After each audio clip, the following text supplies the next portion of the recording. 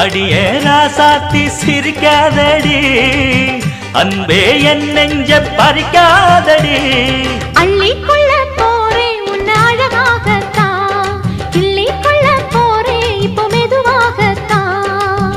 வெள்ளிமணி கிண்ணத்தில நல்ல நல்ல சந்தனம்தான், சந்தனத்தை தொட்டதுமே நெஞ்சத்தில தந்தனத்தான்.